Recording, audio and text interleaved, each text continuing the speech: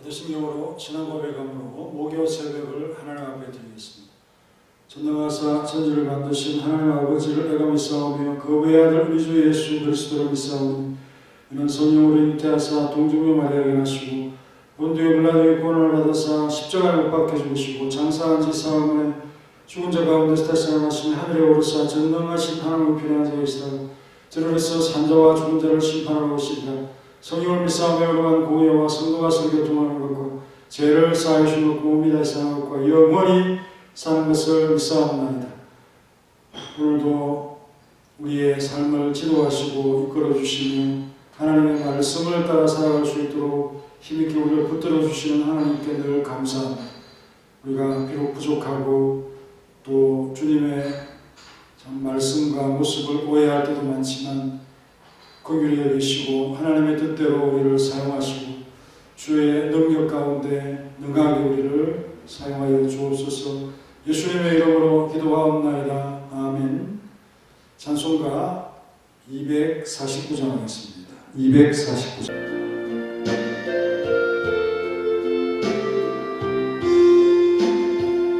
그 사랑하는 자 다 찬송할 때에 그 보좌 앞에 들러서 그 보좌 앞에 들러서 영광 돌리세 그 영광 돌리세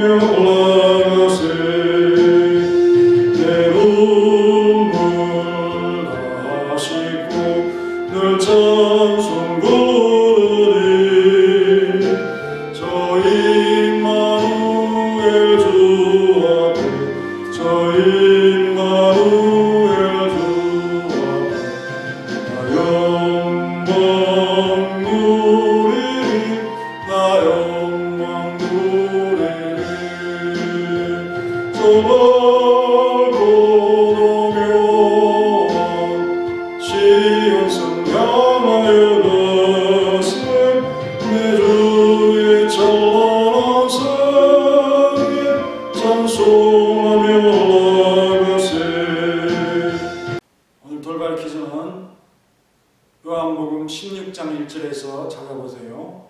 예수님께서 제자들에게 이것을 알려주시는 이유를 밝히고 있습니다. 그것이 무엇일까요? 너희로 뭐뭐 하지 않게 하려 함이니, 이것 때문에 말씀을 미리미리 해주신 것입니다. 오늘 본문 말씀은 예레미야 2장 12절입니다. 너 하늘아 이 일로 말미암아 놀랄지어다. 심히 떨지어다 두려워할지어다 여호와의 말씀이더라. 아멘.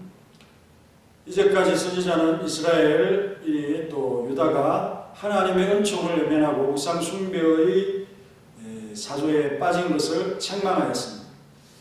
예레미야로 대언케 하신 하나님께서는 이방인들의 예를 들어서 무지한 그들도 헛된 우상을 섬기되 끝까지 변치 않고 섬기는 데 반해서 하나님의 영광을 체험한 이 성물인 구별된 유다가, 첫 열매인 유다가 배은한 사실을 얼마나 이해할 수 없는지, 어리석고 큰 제약인지 이방 민족 가운데 그 사례를 찾아보고 뭐라고 당당하게 요구하고 있습니다.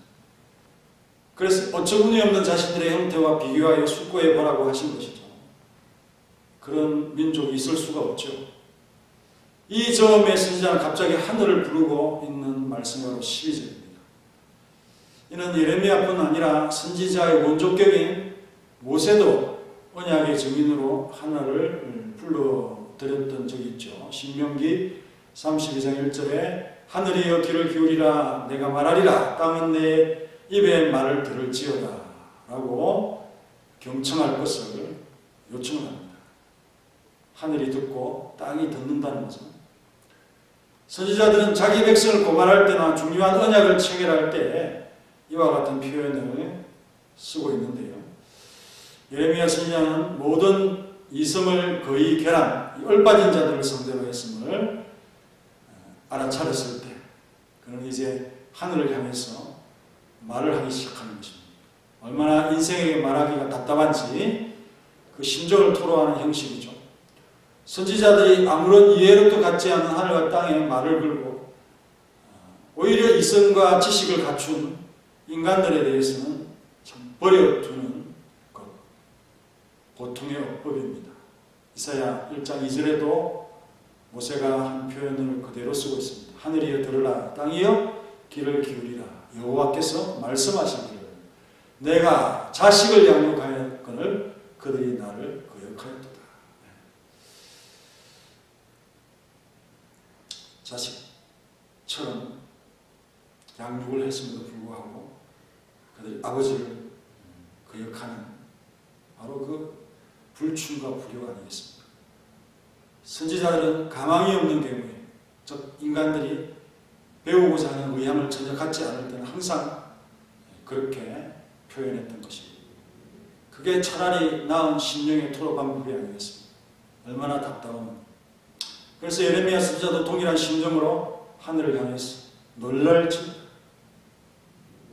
심히 떨지 두려워할지 이렇게 연속해서 같은 의미의 그 표현들을 연속적으로 이례적으로 이렇게 말을 하고 있습니다. 탄식이죠. 먼저 나오는 놀랄지어다 샤멤이라는 표현, 아찔하게 하다, 마비되다, 항폐케 하다, 넋을 잃다, 개막하다, 궁핍하다, 파괴하다, 오싹해지다, 대경실색하다 이런 뜻으로 쓰이는 단어. 그 의미를 우리가 알겠죠. 놀랄지. 근데 하늘이라고 하는 그 단어도 샤마임인데요. 앞에 샤메임과 샤마임 비슷합니다. 그러니까 이게 하늘과 놀라다라는 이것이 자음이 같죠. 그래서 라임을 맞춘 형식을 갖추고 있습니다. 시나 또 이런 예언, 노래, 운을 맞추는 그런 것이 있잖아요. 이것도 일종의 그것이다라고 보여지는데요. 이스라엘의 또 유다의 형태가 온 천지가 녹아내릴 듯한 상태로 치닫게 되는 바로 그것을 깨닫게 되어지는 그런 표현이라고 볼 수가 있습니다. 하늘이 놀라다. 하늘이 녹아내리는 거죠. 이어서 두 번째 유사한 의미로 떨지어다 그랬습니다. 사암, 폭풍으로 치다. 떨다. 폭풍처럼 내던지다. 해오리 바람처럼 오다. 전율하다. 틀을 곤두세우다. 매우 두려워하다. 쓸어버리다. 이런 뜻을 갖고 있는 표현입니다. 단어 자체가 참 무시무시합니다. 하늘아, 떨지어다. 너무 놀라서 사시나무 떨듯 하는 그런 형국이죠. 마지막으로 두려워할지어다 하라고라는 표현을 썼습니다. 이것은 가뭄으로 탄다라는 겁니다. 항폐하고 파멸하고 온통 말라버린 돼지처럼 죽음을 방불한 상태를 묘사하는 그런 단어입니다. 이 역시 무서운 단어입니다. 이 말씀은 마치 이런 모든 자연 질서가 혼돈케 된 하늘과 땅이 서로 뒤섞일 것 같은 놀라운 일이라는 것과 같은 어떤 느낌을 주는 표현이죠. 따라서 우리는 이제 선지자가 말하는 의미를 깨달을 수 있습니다. 선지자는 이 대형물을 사용해서 판단력이 없는 하늘이 마땅히 이토록 개의한 일에 대해 두려워해야 한다면 백성들의 죄악이 과연 얼마나 치욕스러운 것인가, 그걸 보여주려고 이런 표현을 쓰고 있습니다. 성도도 배은하고 배교하는 사례가 없지 않죠. 그럴싸한 이유를 대지만 그러나 결국은 핑계일 뿐입니다. 왜냐하면 하나님보다 자기를 더 사랑해서 그 교만심이 자리 잡고 있기 때문에 외부의 원인을 핑계를 대어서라도 자기를 보호하려는 욕망이 사라지지 않아서 거기에서 나타나는 바로 그것이라는 거죠. 하나님은 우리에게 어떤 불의함도 없고 설사 시험을 만나더라도 피할 수 있는 길을 주시며 그 시련에 단단해지도록 하실 계획을 갖고 계신 것을 믿지 못했기 때문에 인내하고 기다리지 못하는 거 아니겠습니까? 하나님 앞에서 어떤 핑계도 통하지 않음을 알아야 됩니다. 다 우리의 못난 것 때문에 우리가 하나님을 제대로 섬기지 못한다 하는 사실을 깨닫게 됩니다. 하늘이 땅이 우리의 형태에, 우리의 못난 모습에, 또 죄인된, 죄악된 그런 모습의 저인이 될 것입니다. 하나님의 은혜를 거절하거나 받은 후에도 그것을 저버리는 자는 이들과 유대인들과 동일한 것입니다. 히브리서 저자는 이런 배은적 행위의 행태에 대해 여러 번 비슷한 말씀으로 경고를 했는데요. 히브리 10장 26절에 보면 우리가 진리를 아는 지식을 받은 후에 진짓 죄를 범한 적 다시 속지 않은 제사가 없고 오직 무슨 신마음으로 심판을 기다리는 것과 대적하는 자를 태우고 맹렬한 불만이 있으리라.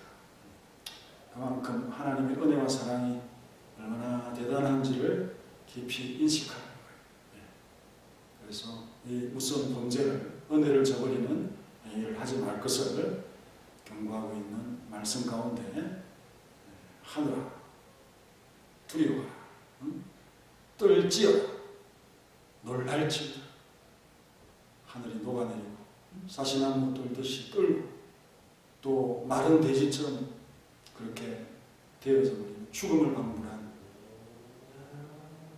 그것을 좀 표현하는 것처럼 하나님을 향한 우리의 놀람, 두려움, 경외함, 그런 마음들이 있어서 하나님의 은혜를 절대로 저버리지 않고 또 그것 자체를 좀 지옥처럼 여기면서 두려워하고 무서워하는 그런 신앙의 모습을 간직하기를 바라는 주님의 은혜의 말씀인 것입니다. 다 같이. 너 하늘아 이 일로 말미암아 놀랄지어다, 심히 떨지어다, 두려워할지어다. 여호와의 말씀이니라. 하나님의 은총을 외면하고 우상 숭배의 사조에 빠진 유다를 향해서, 그 동족을 향하여 이 말씀으로 그들을 책망하고 있습니다. 아무리 찾아보아도 이방인들 가운데 유대인들이 하나님을 대하는 것처럼 그렇게 배원하는 민족이 없습니다. 어마어마한 하나님의 사랑과 은혜를 입은 이 유대인들이, 이 이스라엘, 하나님의 백성의 그 명성과 영광을 포기하고 마는 이 어처구니 없는 일들 가운데 하늘을 불러서 놀라고 심히 떨고 두려워할 것을 요구하고 있습니다. 하늘이 놀란다면 그것은